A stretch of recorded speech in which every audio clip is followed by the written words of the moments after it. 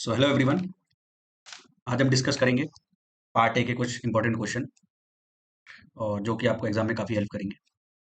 और मैं एक सजेशन देना चाहूँगा आपको कि आप पार्ट ए को जिस तरीके से पहले हम लोग थोड़ा लाइटली लेके चलते थे उस तरीके से लेके नहीं चलना है। अभी एमपीपीएससी जो प्रिंसिपल ग्रेड वन का जिन्होंने भी एग्ज़ाम दिया होगा आप उनसे फीडबैक ले सकते हैं कि अच्छे अच्छे पढ़ने वाले बच्चों का भी पार्ट ए डिस्qualify हो गया है। तो मैं आपको डराना नहीं चाह रहा हूँ, लेकिन जो रियलिटी है उससे हमको अवेयर रहना चाहिए, जिससे हम जो हमारा आने वाला चैलेंज है उसको अच्छे से काउंटर कर सकें। जिस तरीके से मैं आपको बता रहा हूँ, अगर आप उस तरीके से पढ़ते हैं, जितने टॉपिक्स मैं बता रहा हूँ, अगर आप उसको अच्छे से करके जाते हैं तो एटलीस्ट आपका उसमें क्वालिफिकेशन तो हो ही जाएगा। और अगर आप जितनी अच्छी मेहनत करेंगे उसके बाद आपको मार्क्स भी अच्छे मिल सकते हैं। तो चलिए स्टार्ट कर दें। तो ये कुछ इंपॉर्टेंट टॉपिक है जो आपको करके ही जाना है। इसमें कोई भी ढील नहीं छोड़ी जा सकती है। इसमें आप बिल्कुल भी ढील नहीं छोड़ सकते हैं। ये टॉपिक्स आपको करके ही जाना है। ये बहुत ही इंपॉर्टेंट टॉपिक्स हैं। एक बार वीडियो को पॉज करिए, ये सारे टॉपिक्स देखिए और देखिए कि आपको कहाँ से पढ़ना है इसको। और जिस तरीके से मैंने बता रखा है ये डिटेल्स ना भी आप पढ़ लेते हैं तो डेफिनेटली आपका पार्ट ए क्वालिफाई होने से कोई भी नहीं रोक सकता है। तो चलिए आगे बढ़ते हैं। ये मैंने डब्ल्यू की वेबसाइट से लेटेस्ट मैप निकाला है एमपी का। और हमारा जो लेटेस्ट 53rd डिस्ट्रिक्ट है मऊगंज, जो कि रीवा से अलग होकर बना है। इसमें तीन हमारी तहसील है और इसकी डेट आपको याद रखनी है। डेट पूछ सकता है क्योंकि एमपीपीएससी डेट को लेके काफ़ी कंसर्न होता है। गवर्नर की अपॉइंटमेंट की डेट पूछ सकता है, तो ये तो पूछ ही सकता है। और इनके पहले कलेक्टर का नाम भी आपको याद रखना है, अजय श्रीवास्तव। पहले एक मैडम बनी थी, मीना मैडम कोई थी, लेकिन उनका रातों रात कैंसिल हो गया और ये अजय श्रीवास्तव वहाँ के नए कलेक्टर बन गए। तो अभी हमारे पास 53 जिले हो गए हैं मध्य प्रदेश में। 53 डिस्ट्रिक्ट हो गए हैं। और चलिए आगे बढ़ते हैं। तो पहला क्वेश्चन है, ये प्रिंसिपल ग्रेड वन में आ चुका है क्वेश्चन। तो अ, ये कोल फील्ड का क्वेश्चन है ये, और मिनरल टॉपिक से है, ज्योग्राफी से। अब पूछ रहा है कि पाताखेड़ा कोल फील्ड कहाँ पर है। तो इसका आंसर तो सिंपली बैतूल है। और आगे हम और समझ लेते हैं। देखिए ये मेरा खुद का बनाया हुआ मैप है, तो अगर आप चाहें तो आप भी अपना एक ऐसा मैप तैयार कर सकते हैं। और यहाँ पर जनरली जो एमपी में है, दो कोल बेल्ट है हमारे पास। एक मध्य भारत कोल बेल्ट है, एक सतपुड़ा कोल बेल्ट है। तो मध्य भारत कोल बेल्ट ये वाले इस एरिया को बोलते हैं मध्य भारत कोल बेल्ट, जिसमें सिंगरौली, शहडोल, उमरिया ये डिस्ट्रिक्ट आती हैं। अब इसके कुछ इंपॉर्टेंट फैक्ट्स हैं जो आपको पता होना चाहिए कोल से रिलेटेड, कोल फील्ड से रिलेटेड। जैसे ये सिंगरौली में सबसे मोटी लेयर पाई जाती है कोयले की, 136 मीटर अप्रॉक्स की है। और शहडोल जो सुहागपुर कोल फील्ड है वो सबसे बड़ी कोल फील्ड है। और उमरिया जो कोल फील्ड है सबसे छोटी कोल फील्ड है। अब हमारा क्वेश्चन है कि पाताखेड़ा कोल फील्ड कहाँ पर है। तो सबसे पहली बात तो ये सतपुड़ा कोल बेल्ट के अंडर में आता है।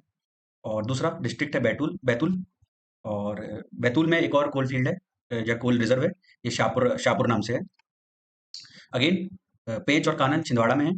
और जो मोह पानी है वो क्वेश्चन जो आता है वो दोनों ही डिस्ट्रिक्ट से आता है, एक तो छिंदवाड़ा और दूसरा आपका नरसिंहपुर। तो वो ऑप्शन पे आपको देखना पड़ेगा वहाँ पर। तो आप अभी तो छिंदवाड़ा समझ कर चलिए क्योंकि ऑफिशियल वेबसाइट वगैरह में छिंदवाड़ा है, लेकिन एमपीपीएससी ने प्रीवियस ईयर में पूछा हुआ है वो इसका आंसर नरसिंहपुर भी दे रखा है। और ये क्योंकि ये कोल फील्ड है, कोल रिजर्व है, तो कोई एक डिस्ट्रिक्ट में ज़रूरी नहीं है, तो इसका जो एक्सपांशन है वो दोनों डिस्ट्रिक्ट में है। इसलिए आंसर दोनों ही सही है। वहाँ पर आप ऑप्शन देख के इसको टिक करिएगा। अब देखिए इस तरीके से मैप से पढ़ने से हमको क्या फ़ायदा होता है। हमको ये फ़ायदा होता है मैप से पढ़ने से कि जैसे हम ऑप्शन से भी क्वेश्चन को सॉल्व कर सकते हैं। अब जैसे पाताखेड़ा है, आपके दिमाग में एक इमेज बनी हुई है, ये पाताखेड़ा कहीं साउथ में है। और साउथ की आपको ये डिस्ट्रिक्ट कुछ याद है, जैसे बैतूल, छिंदवाड़ा है, बालाघाट है, नरसिंहपुर है और भी है। तो इसके लिए तो सबसे पहले मैं आपको सजेस्ट करूंगा कि आप अपने रूम में जहाँ पर भी पढ़ाई करते हैं वहाँ पर एमपी का मैप लगा लीजिए। और कभी भी फ्री टाइम जैसे रहता है, जिस टाइम आप स्टडी नहीं कर रहे हैं, सपोज आप ब्रश कर रहे हैं या कुछ भी कर रहे हैं, तो इसको एक बार मैप को आप देख लीजिए, तो आपको एक डिस्ट्रिक्ट का पैटर्न याद हो जाएगा कि कौन सी डिस्ट्रिक्ट कहाँ पर है। और जो कि एग्जाम में आपको काफ़ी हेल्प करेगा।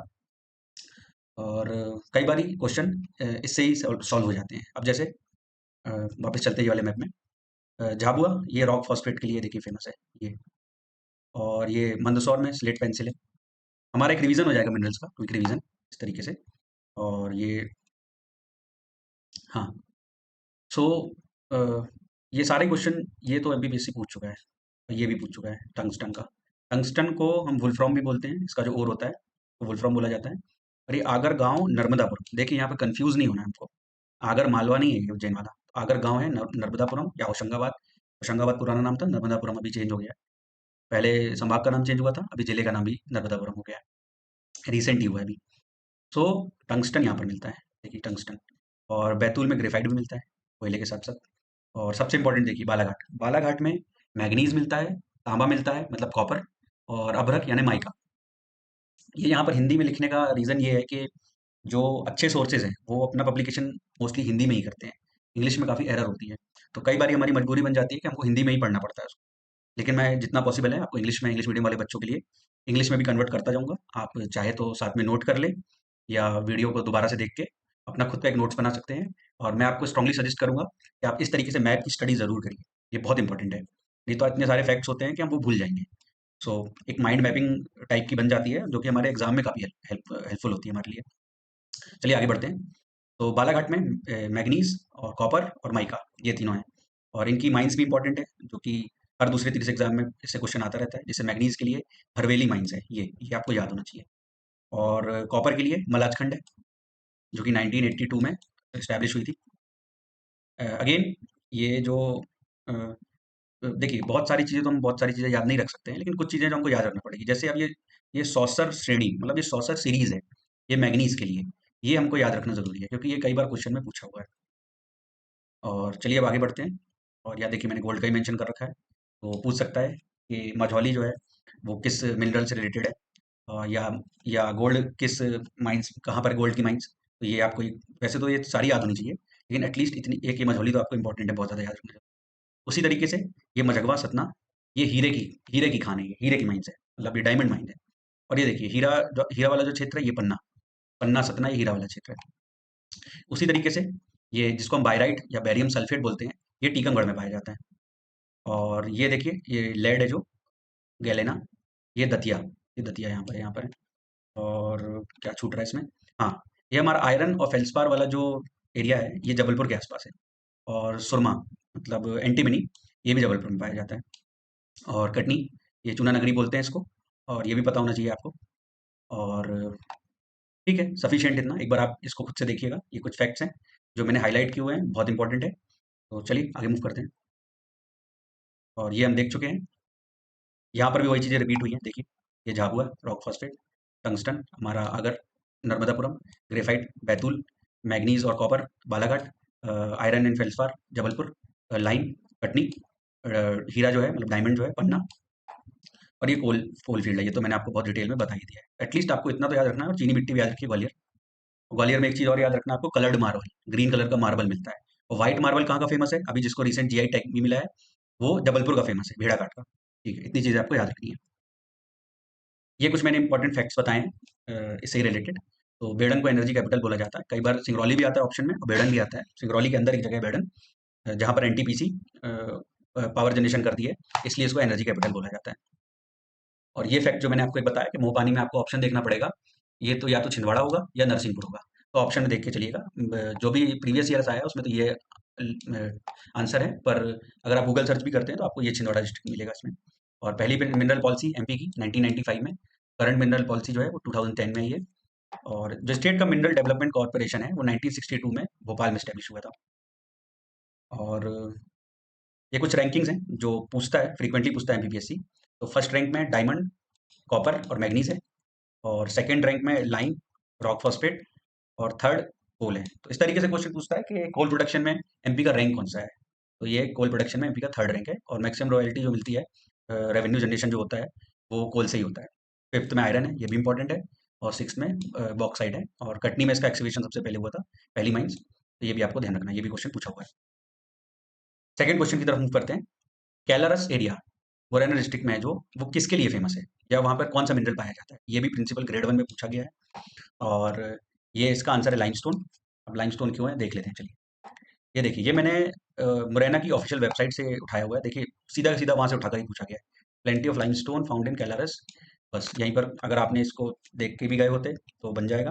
और इसमें एक मतलब एक लॉजिक भी हम लगा सकते थे कि जो बानमोर है वहाँ पर एसीसी की फैक्ट्री है, जो 1922 में स्टैब्लिश हुई थी। तो सीमेंट फैक्ट्री में जनरली लाइमस्टोन का यूज़ होता है, हम सिविल इंजीनियरिंग के स्टूडेंट हैं तो ये बात हमको पता है, तो वहाँ से भी हम ये लॉजिक के साथ एक क्वेश्चन कर सकते थे। अब आपके लिए एक क्वेश्चन है जिसका आपको कमेंट में आंसर देना है कि एमपी का पहला सीमेंट प्लांट कहाँ पर लगाया गया था। थर्ड क्वेश्चन है, ये ट्राइब से लिया है मैंने। और ये भी प्रिंसिपल ग्रेड 1 जो अभी 4-5 दिन पहले एग्जाम हुई है उसमें पूछा है।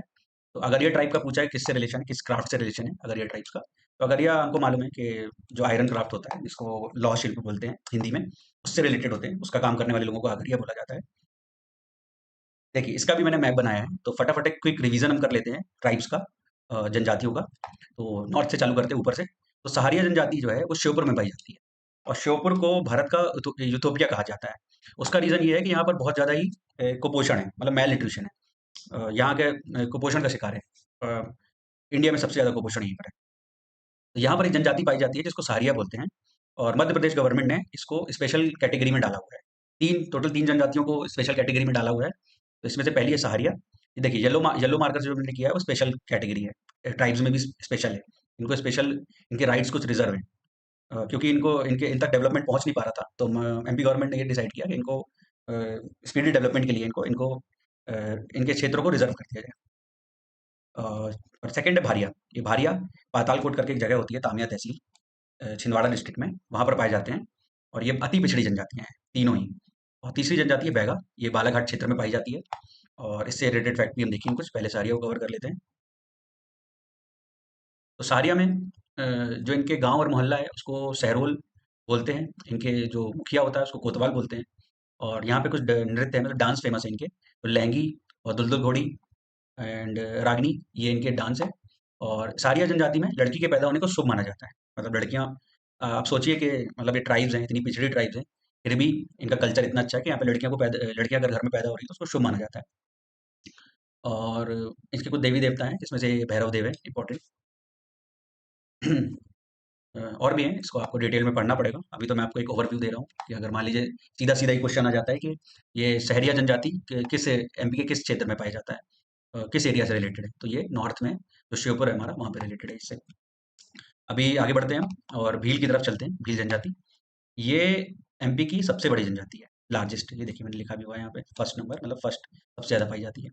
और ये जनरली जो हमारी वेस्टर्न सिटीज़ हैं, वेस्टर्न एरिया है एमपी का, वहाँ पर पाया जाता है। जैसे झाबुआ, अलीराजपुर, मेन तो झाबुआ अलीराजपुर में ही पाया जाता है, कुछ मात्रा में ये रतलाम, धार इनमें भी पाया जाता है, और कुछ फिर यहाँ पे जो हमारे गुजरात राजस्थान के एरिया है वहाँ भी पाया जाता है। तो अभी एक बहुत हाईलाइटेड टॉपिक चल रहा है नंदना प्रिंट। ये भील जाति से रिलेटेड है, मतलब भील ट्राइब से रिलेटेड है। जो गवरी नाट्य होता है, मतलब ये प्ले है एक तरीके का, वो भी इनसे है। और बेड़ेश्वर मेला जो राजस्थान में लगता है वो भी भीलों का मेला है। तो इनकी कुछ एक उपजाति होती हैं, ये भी कई बार पूछता है।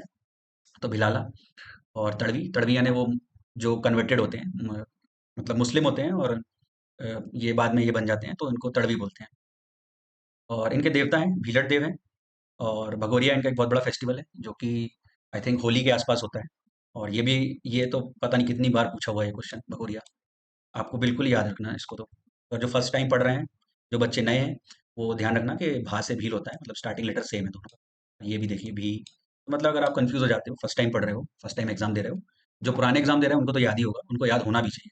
लेकिन जो फर्स्ट टाइम पढ़ रहे हैं और नए बच्चे हैं, तैयारी में उतरे हैं, उनके लिए मैं एक ट्रिक बता रहा हूँ ये, कि ये इस तरीके से आप याद कर सकते हो। इनको गहन इनके जो फीमेल्स होती हैं, इनको गहना बहुत प्रिय होता है, मतलब ऑर्नामेंट्स इनको पसंद होते हैं।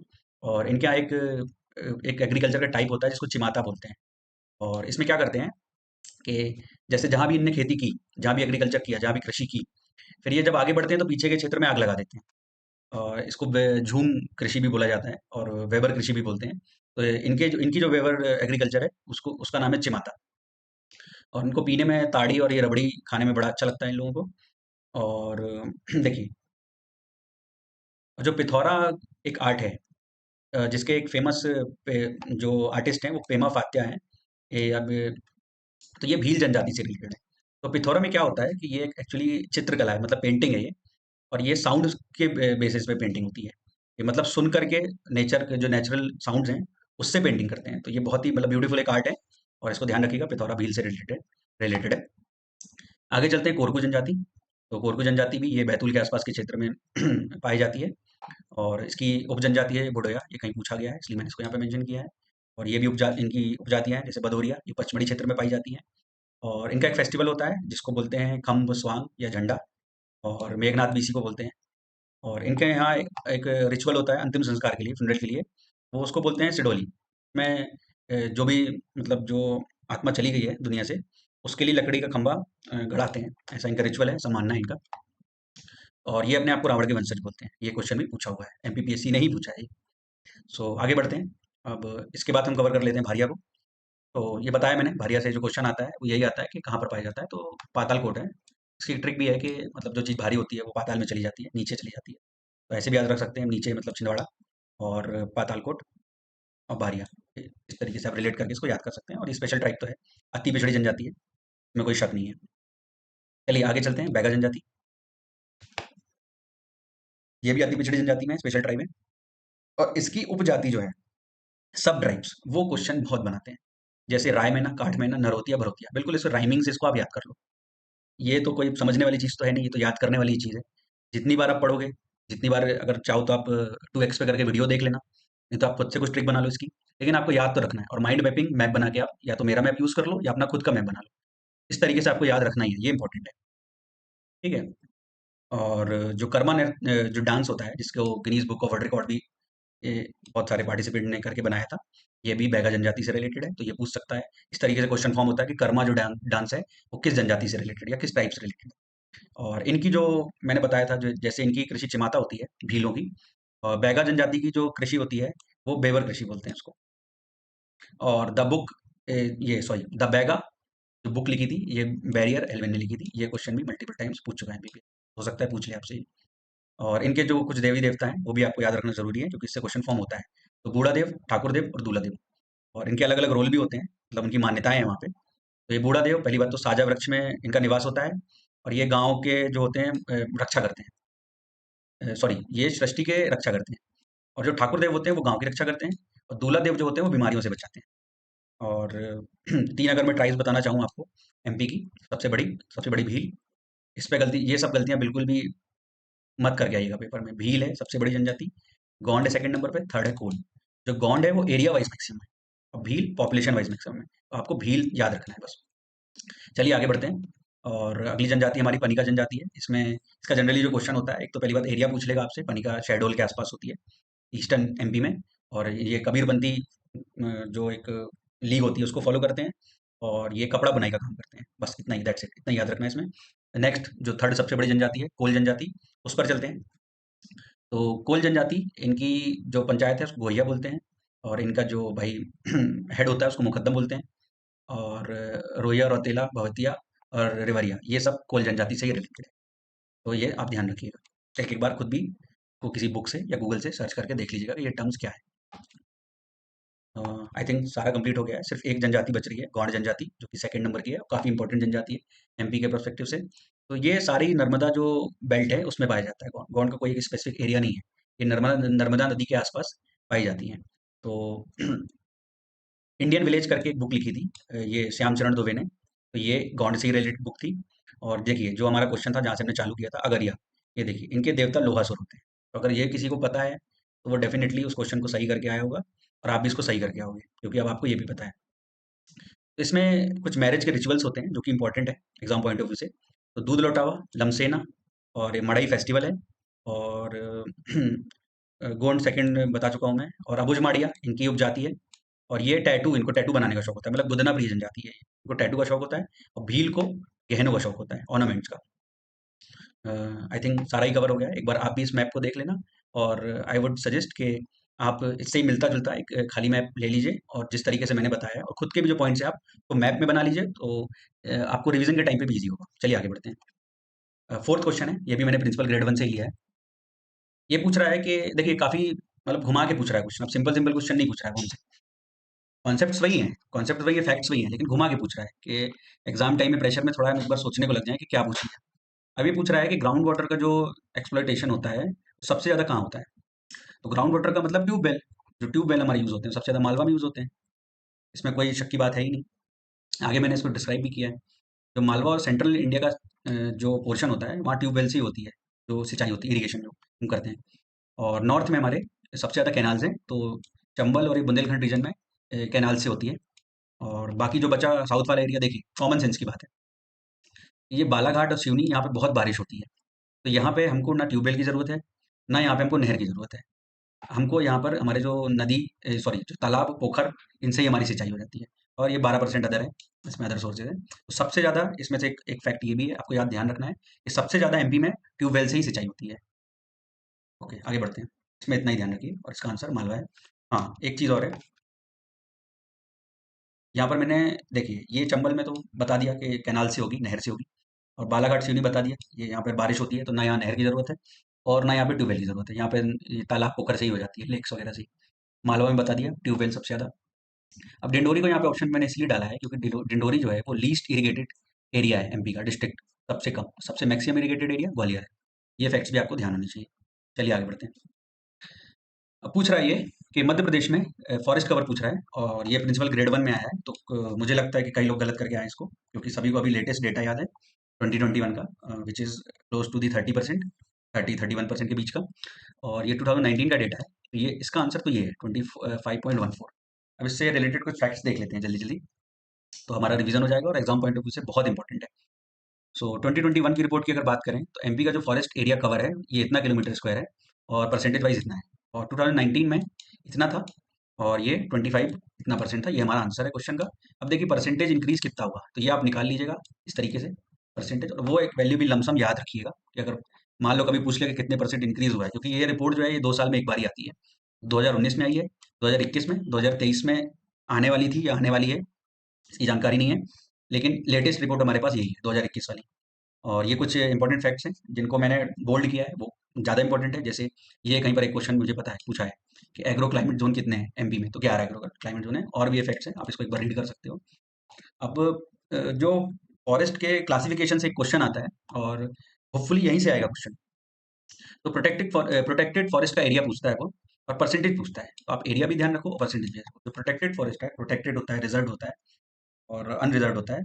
तो ये जो क्लासिफिकेशन है उससे प्रोटेक्टेड का ज़्यादा उम्मीद है आने की। ऑल्दो आप एक बार अच्छे से डेटा इसका देख के चले जाना। आई मीन जो रिजर्व फॉरेस्ट वगैरह है उसका भी एक बार देख के देखने में क्या ही जाता है, लेकिन होपफुली क्वेश्चन यहीं से आएगा। अब जो पूछ रहा है कि ये बता रहा है कि फॉरेस्ट कवर मध्य प्रदेश का जो फॉरेस्ट कवर है टोटल इंडिया के 10.66% का है, मतलब जितना पूरे इंडिया में फॉरेस्ट है तो मध्य प्रदेश में उसकी शेयरिंग इतनी है। फॉरेस्ट एरिया की बात हो रही है। मैक्सिमम फॉरेस्ट हमारे यहाँ बालाघाट में है, एरिया वाइज भी, परसेंटेज वाइज भी। और मिनिमम फॉरेस्ट उज्जैन में है, एरिया वाइज भी, परसेंटेज वाइज भी। तो ये आपको याद ध्यान होना चाहिए।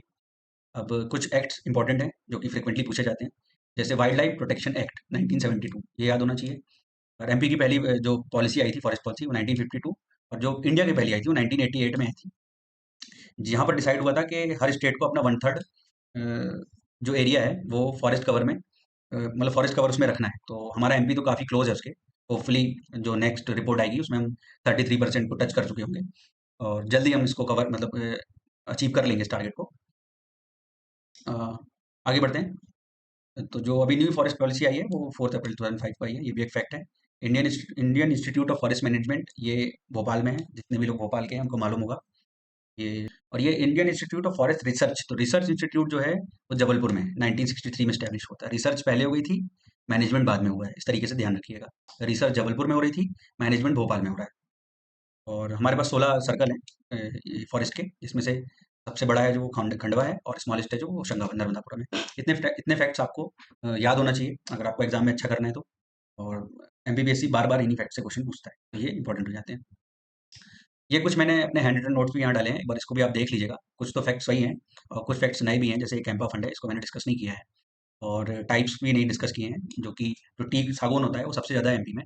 वैसे तो देखिए मिक्स्ड फॉरेस्ट सबसे ज़्यादा है, जो मिश्रित वन होते हैं वो सबसे ज़्यादा है। लेकिन इंडिविजुअल टाइप की बात करेंगे और मिक्स्ड ऑप्शन में नहीं होगा तो हम सागौन ही टिक कर जाएंगे वहाँ पे, और उसका परसेंटेज ये है। और जैसा कि मैंने आपको बताया था रिजर्व, प्रोटेक्टेड और अदर जो क्लासिफिकेशन है फॉरेस्ट का, उसको भी एक बार आप देख लेना। और इंपॉर्टेंट तो यही है, यहीं से आने वाला है, ये कुछ फैक्ट्स इंपॉर्टेंट है। और मैंने यहाँ बायोस्फीयर रिजर्व को भी रखा है, इससे भी एक क्वेश्चन बन चुका है रिसेंट एमपीपीएससी में। ये अ, शायद ये क्वेश्चन था कि अभी रिसेंटली किसको ही UNESCO man and biosphere reserve programme में ऐड किया गया है, तो ये पढ़ना था उसका आंसर। ये भी तीनों आप याद रखना। ये कब बना है और ये यूनेस्को का man and biosphere reserve programme में कब ऐड किया गया है। और बाम्बू मिशन 2013 जुलाई, biodiversity, eco tourism development board, ये 2005, बायोडाइवर्सिटी बोर्ड, ये भी भोपाल में है, ये भी भोपाल में है। तो एक बार आप देख लेना इसको, ये इंपॉर्टेंट है इसलिए बोल रहा हूँ, देख लेना। चलिए आगे बढ़ते हैं। अब हमारा छठवां क्वेश्चन है, सिक्स क्वेश्चन। ये पूछ रहा है, हाँ ये उससे रिलेटेड है, देखिए इसको मैंने जानबूझ के यहाँ पर डाला है, मैं आपको कन्फ्यूजन दूर हो जाए। देखिए ये ये है 2019 की रिपोर्ट, इसका आंसर है ये 25। और अभी का जो डेटा है उसके हिसाब से ये है, ये डेटा नया है हमारा फॉरेस्ट कवर एमपी का। ये देखिए 30.7 समथिंग, 7172 एक ही बात है। और ये मैंने कुछ प्रोटेक्टेड एरियाज यहाँ पर आपके लिए डाले हैं, तो एक बार इसको भी आप देख लीजिएगा। जैसे नौरादही वाइल्ड लाइफ सेंचुरी, ये सबसे बड़ी वाइल्ड लाइफ सेंचुरी है, और यहाँ पर अभी नेशनल पार्क का भी फॉर्मेशन होने वाला है, अंडर प्रोसेस है। पन्ना टाइगर रिजर्व है, बांधवगढ़ टाइगर रिजर्व है, संजय टाइगर रिजर्व है, और कान्हा भी टाइगर रिजर्व है, पैंच भी टाइगर रिजर्व है, सतपुड़ा टाइगर रिजर्व है। टाइगर रिजर्व इंपॉर्टेंट हो जाते हैं। ये माधव नेशनल पार्क है। ये कूनो, यहाँ पर ही चीता को रिहेबिलिटेशन उनका किया जा रहा है। नामीबिया से लाया गया है चीता को। मोदी जी ने अपने बर्थडे वाले दिन यहाँ पर 8 चीते छोड़े थे, और अभी शायद कुछ और भी लाए गए हैं, वो नंबर्स बढ़ गए हैं। इसको भी एक बार आप अच्छे से देख कर जाइएगा। चलिए आगे बढ़ते हैं। तो ये मैंने सेंसस से उठाया क्वेश्चन, और सेंसस तो आपको, आप एग्जाम से पहले इसको कम से कम 5 बार पढ़ के जाओ। इससे क्वेश्चन फिक्स है, इससे हर बार एक ना एक क्वेश्चन आता ही है। वो किसी भी एग्जाम, एमपी की आप कोई भी एग्जाम उठाओगे, आपको सेंसस से क्वेश्चन मिलेगा ही। मतलब जनगणना, जो हिंदी मीडियम के स्टूडेंट्स हैं उनको बता दूं, जनगणना जो हमारी होती है, जो हमारी रिसेंट जनगणना हुई थी 2011 में हुई थी। सबसे पहले जो एमपी की जनगणना हुई थी या सेंसस हुआ था, वो 1961 में हुआ था। तो इसका कई बार सीक्वेंस भी पूछ लेता है आपसे कि मतलब ये कौन से नंबर की है, वो कौन से नंबर की है। तो 1961 में अगर हमको पता है फर्स्ट हुई थी इंडिपेंडेंट हमारे फॉर्मेशन के बाद, तो हम उससे इजीली निकाल सकते हैं। यहाँ पे पॉपुलेशन डेंसिटी पूछा है, तो 236 है। और ये कुछ इंपॉर्टेंट डेटा है, जैसे 1881 में फर्स्ट सेंसस हुआ था इंडिया का, ये प्री इंडिपेंडेंस एरा की बात चल रही है। और 1961 में प्रॉपर हुआ था एमपी का, वो मैंने आपको बता दिया। मेल पॉपुलेशन एमपी में ऑलमोस्ट 50-50 पॉपुलेशन है, मेल और फीमेल। लेकिन मेल थोड़ा सा ज़्यादा है, तो 51, ऑलमोस्ट 52 है, और 48 ही है। कई बार ये डेटा भी पूछ लेगा, और ऑप्शन इतने क्लोज दे देगा, और आप ओवर कॉन्फिडेंस में रहोगे, तो हो सकता है वहाँ पे आप अपने जो 3 बिल्कुल स्कोरिंग मार्क्स थे वो लूज़ कर जाओ। इसलिए इसको इस तरीके से याद रखिए, ऑलमोस्ट 52% है, 48% है। रूरल का डेटा ये मेरे साथ हुआ है, देखिए। ये जो मैं आपको अभी एग्जांपल दे रहा था कि मैं भी काफ़ी कॉन्फिडेंस में था कि ये क्वेश्चन, मतलब ये डेटा मुझे याद है, पर वहाँ पर ऑप्शन इतने क्लोज दे दिया कि कोई भी उसको एक्यूरेटली, जिसने ये डेटा एकदम एक्यूरेट याद नहीं किया था, वो उस क्वेश्चन को नहीं कर पाया। पर मैंने थोड़ा ध्यान देके पढ़ा था, मेरे को ये था कि 73% के आसपास है, तो मैंने इसको टिक किया। हालांकि मैं इतना कॉन्फिडेंट नहीं था उसको आंसर को टिक करते समय, लेकिन मेरा आंसर सही हो गया था। तो आप इसको 73 और 100 माइनस 73 से याद रखो, 27% से। सेक्स रेशियो और लिटरेसी, इससे एमपीपीएससी बहुत क्वेश्चन पूछता है। तो जो एमपी का सेक्स रेशियो है वो 931 है, और 2001 में 919 था। इंडिया का 943 है। और ये 4 डिस्ट्रिक्ट आपको एज इट इज़ याद होनी चाहिए, क्योंकि कई बार ऐसा भी फॉर्म करता है, क्वेश्चन फॉर्मेशन हो जाता है कि ऐसी डिस्ट्रिक्ट बताइए, या ऐसी डिस्ट्रिक्ट बताइए जिसका सेक्स रेशियो 1000 से कम है। अगर ये चारों आपको पता है, तो आप इजीली उसको एलिमिनेट कर लोगे। ये भिंड, मुरैना और ग्वालियर ये कम है, इसका भी ये 837 भिंड का ध्यान रखना। और चाइल्ड सेक्स रेशियो, तो ये चाइल्ड सेक्स रेशियो जो कैलकुलेशन होती है, पहली बात तो ये 0 to 6 ईयर्स के लिए होती है। 0 to 6 ईयर्स का जो बच्चा होता है तब की जाती है। एमपी का 918 है, और अलीराजपुर का मैक्सिमम है। लिटरेसी की अगर बात की जाए, तो एमपी का जो है वो 69.32% है लिटरेसी, यानी साक्षरता हिंदी में। और ऑलमोस्ट 70% है, इसको ऐसे ध्यान रखिएगा।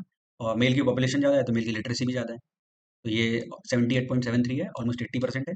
और फीमेल की 59% है, ऑलमोस्ट 60% है। इस तरीके से आप थोड़ा सा तो अप्रोक्सीमेशन करके याद रखोगे, तो कभी नहीं भूलोगे इसको आप।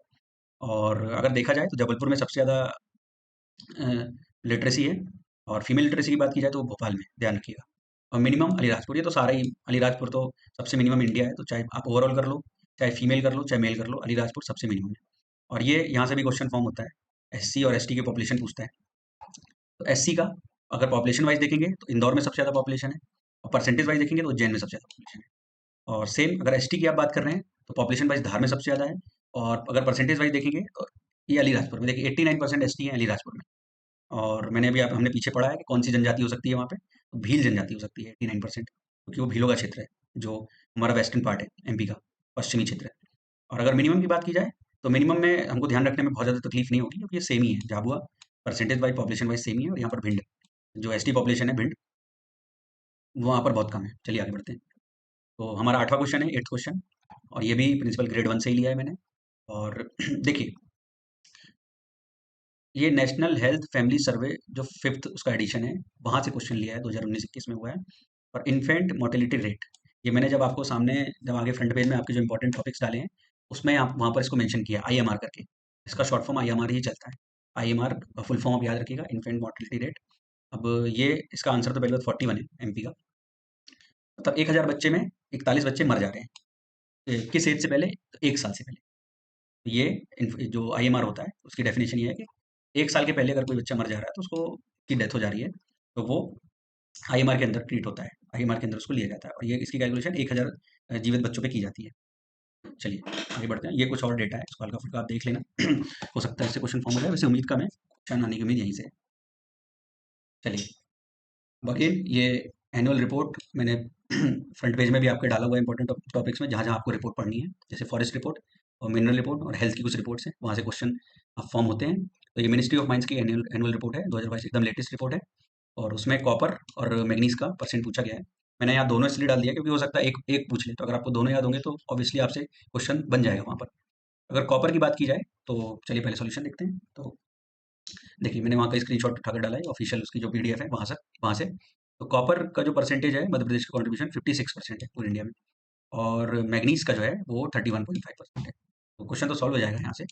अब ये कुछ मैंने डेटा यहाँ पर जानबूझ के पजल करके डाला था, वो भी कुछ डेटा हमको उसी रिपोर्ट से लिया है मैंने, जिसके चांसेस कम है आने के, लेकिन फिर भी आप देख लेंगे एक बार, तो हो सकता है कि अगर आता है तो आपसे बन जाए।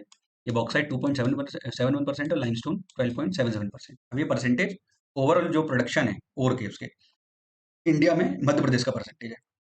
तो आप देख रहे हो कॉपर कॉपर का जो कितना ज़्यादा परसेंट है, ऑलमोस्ट 60%, मतलब मोर देन 50% मध्य प्रदेश से ही कॉपर निकल रहा है। कहाँ से निकल रहा है ये आप मुझे कमेंट सेक्शन में बताइए, अभी बताया मैंने पीछे कि जो कॉपर की जो माइंस होती है खदान, और ये भी बताइए कि उसको कौन मैनेज करता है। चलिए आगे बढ़ते हैं, ये हमारा 10वां क्वेश्चन है। तो चिंकी प्रोजेक्ट है, ये अभी काफ़ी न्यूज़ में है, तो इसका आंसर तो नरसिंहपुर है। और हरदा से भी रिलेटेड एक फैक्ट मैं आपको बताऊंगा, आखिर में बोनस है वो। चलिए देखिए, ये ऑफिशियल वेबसाइट है नरसिंहपुर की, वहाँ से क्वेश्चन को लिया है मैंने। देखिए चिंकी बोरास बैराज और डिस्ट्रिक्ट है धाना। तो अपना क्वेश्चन आंसर तो ये नरसिंहपुर हो गया, और ये पीआईबी की रिपोर्ट है, और पीआईबी की रिपोर्ट काफ़ी इंपॉर्टेंट होती है क्वेश्चन फ्रेम करने के लिए। देखिए ये एमओयू साइन हुआ है दो एजेंसीज के बीच में, एक पीएफसी और एक एनबीपीसी है, और मध्य प्रदेश में कई हाइड्रो इलेक्ट्रिक प्रोजेक्ट लगेंगे, उसमें से एक ये चिंकी बोरास जो है ये भी प्रोजेक्ट है। देखिए और भी कुछ प्रोजेक्ट हैं, तो अगर चिंकी बोरास इंपॉर्टेंट है तो ये भी इंपॉर्टेंट है। जैसे ये एक बसानिया प्रोजेक्ट है, ये डिंडोरी में है। चिंकी बोरास नरसिंहपुर में, ये हम देख चुके हैं। और शक्कर पेच लिंक जो है वो नरसिंहपुर छिंदवाड़ा का है। दूधी प्रोजेक्ट जो है वो छिंदवाड़ा और होशंगाबाद, इससे रिलेटेड है। तो इतनी चीज़ें आपको ध्यान रखनी है, और ये हो सकता है कि आपसे पूछ भी ले एग्जाम में ये, क्योंकि रिसेंट अभी ये न्यूज़ में था, तो इंपॉर्टेंट हो जाता है ये। चलिए आगे बढ़ते हैं। ये देखिए मैंने बोला था हरदा का आपको मैं एक बोनस यहाँ पर पॉइंट बताऊंगा। एक्चुअली ये बोनस नहीं है, ये क्वेश्चन अभी प्रिंसिपल ग्रेड 1 में ही पूछा गया है कि ये जो मेरा गांव और मेरी तीर्थ योजना है, तो स्कीम्स तो बहुत ही इंपॉर्टेंट है। ऑल्दो प्रिंसिपल ग्रेड 1 में स्कीम से ज़्यादा क्वेश्चन नहीं आए हैं, तो लेकिन कुछ बोल नहीं सकते हैं क्योंकि पीएससी 3 से 4, 2 3 4 क्वेश्चन पूछता ही है, फ्रेम करता है स्कीम से। और करंट की तो छोड़ो, 10 10 15 15 साल पुरानी स्कीम्स के पूछ लेता है, जो बहुत ही, जैसे लाडली लक्ष्मी योजना, और वो एक वो रोड वाली योजना जो मुख्यमंत्री ग्राम सड़क योजना, प्रधानमंत्री ग्राम सड़क योजना, इनके ईयर पूछ लेता है विथ डेट। तो इसलिए मैंने यहाँ पर इसको रखा है कि ये एक्चुअली ये जो कमल पटेल हैं ये हमारे एग्रीकल्चर मिनिस्टर है, कृषि मंत्री हैं, और ये हरदा से आते हैं। हरदा में भी इनका जो गांव है वो बारंगा है, वहाँ से इन्होंने लॉन्च किया था 20 फरवरी को। और ये डिटेल्स आप इसकी पढ़ सकते हो, 52, तब उस समय 52 डिस्ट्रिक्ट थे और इतने गांव थे, वहाँ पर लॉन्च होने वाली है। और मेरा गांव मेरा तीर्थ योजना नाम है इसका, और इतना सफिशिएंट है इस योजना के बारे में। चलिए आगे बढ़ते हैं। 11th and last question for today session, और मैं ये भी प्रिंसिपल ग्रेड 1 से ही उठाया है मैंने। और ये कालू जी महाराज का मेला, अगर आप मेले पढ़ के नहीं जा रहे हो तो गलती कर रहे हो, क्योंकि ये बहुत ही स्कोरिंग टॉपिक है, क्योंकि लिमिटेड मेले हैं, और 3 4 बार आप इसको पढ़ लेंगे तो आपको इजीली याद हो जाएगा। इसका आंसर तो खरगोन है। मैंने सारे ही मेले के यहाँ पर इमेज लगा दी है, जैसे इंपॉर्टेंट इंपॉर्टेंट मैं आपको बता देता हूँ। जैसे ये नागा जी का मेला मुरैना में बहुत इंपॉर्टेंट है, हीरा भूमिया का ग्वालियर में इंपॉर्टेंट है, और पीर बुधान का शिवपुरी में इंपॉर्टेंट है, गरीबनाथ का गरीबनाथ का गरीबनाथ का शाहजहाँपुर में इंपॉर्टेंट है, तेजा जी का मेला जो है वो गुना में है, और जल बिहारी का मेला छतरपुर, और सनकुआ का मेला दतिया, महामृत्युंजय का मेला ये एमपीपीएससी पूछ चुका है एई में ही, रीवा में है, चंडी देवी का मेला सीधी में है, साबुद्दीन औलिया उर्स ये भी एमपीपीएससी पूछ चुका है, नीमच में है, कुंभ का मेला उज्जैन में है, इसलिए मैंने इसको हाईलाइट नहीं किया है, ऑलमोस्ट सभी को मालूम है, सिंहस्थ हर 12 साल में इसका यहाँ पर आयोजन होता है। और ये मेरा आंसर है खरगोन, हमारे क्वेश्चन का, कालू जी का मेला खरगोन, और ये निमाड़ क्षेत्र में आता है, जिसको अभी हम खरगोन और खंडवा नाम से जानते हैं। तो जो वेस्टर्न निमाड़ होता है वो मेरा खरगोन कहलाता है, और जो ईस्टर्न निमाड़ होता है वो खंडवा कहलाता है। और ये यहाँ पर ये 2-3 डिस्ट्रिक्ट मिला के इसको निमाड़ बोला जाता है। तो आप ध्यान रखिएगा हिंदी मीडियम वालों के लिए, ये खरगोन जो होता है ये क्योंकि पश्चिम में है, तो ये पश्चिमी निमाड़ कहलाता है और ये पूर्वी निमाड़ कहलाता है। पूर्वी निमाड़ में संत सिंगा जी का मेला लगता है और यहाँ के इनके संत सिंगा जी को निमाड़ का कबीर बोला जाता है। ये भी एक क्वेश्चन बनता है आपका यहाँ से। हरदा में कान्हा बाबा का मेला सोडलपुर में लगता है ये। और छिंदवाड़ा में गोटमार मेला, ये भी इम्पोर्टेंट है। ऑलमोस्ट हमने सारे इंपॉर्टेंट जो मेले हैं कवर कर लिए हैं। आप भी क्वेश्चन लगाइए और देखिए उसमें अगर कुछ ऐसा आपको मेला लगता है तो इसमें इस मैप का प्रिंट आउट निकाल के उसमें ऐड कर लीजिए और उसको बार बार रिवीजन कीजिए। और अभी 20 डेज एग्जाम के लिए, तो आई होप कि आप बहुत अच्छे से मेहनत कर रहे होंगे और इसी तरह मैं आपके लिए लेक्चर लाता रहूँगा। Thank you.